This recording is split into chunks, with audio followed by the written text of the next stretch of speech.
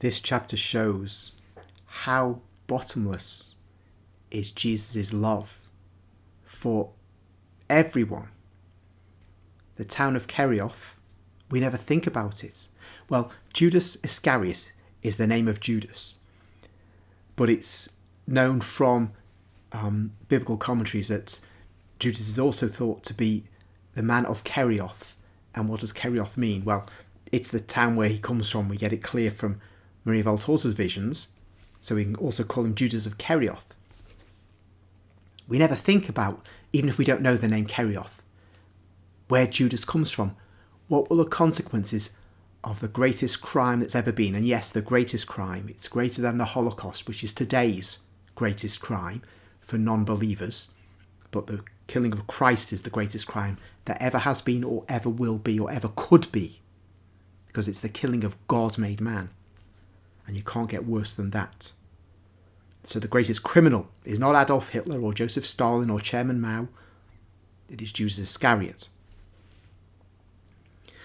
So this greatest crime, what will the consequences be? We don't really think about it. We just think, well, Judas was killed. He killed himself. But what about the place from which he came? We see that Jesus is trying to prepare the town of Kerioth for something awful. Of course, as the synagogue leader says, you've honoured us but Judas is going to make up for the evil disciple. So the synagogue leader is obviously a wise man, a man who's meditating on the prophecy Jesus is giving him, but not quite understanding, just as nobody is going to understand. Perhaps as Jesus puts a mask over the eyes of the apostles about Jesus.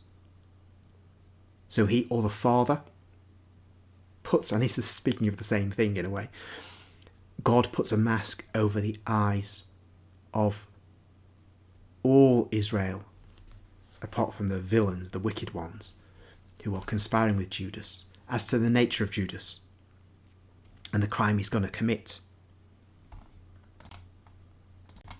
Jesus says, I do not want the world to be in a position to say, Kerioth was the enemy of Christ. He's showing how he appreciates the love Kerioth has shown him. What happened to Kerioth? How did the early Christians see it? How did the early Catholics see it? It's quite worrying to think about that. It seems to me, perhaps being a bit too pessimistic, that despite the words of Jesus, once Judas had been found out, his entire life, the town from which he came, his family, were just anathematized, shunned, and it was shameful to say you were from Kerioth. All this contrary to Christ's will, but natural to human nature. I'm sure that the apostles did not feel this way, did not behave this way, because they'd heard Jesus speak.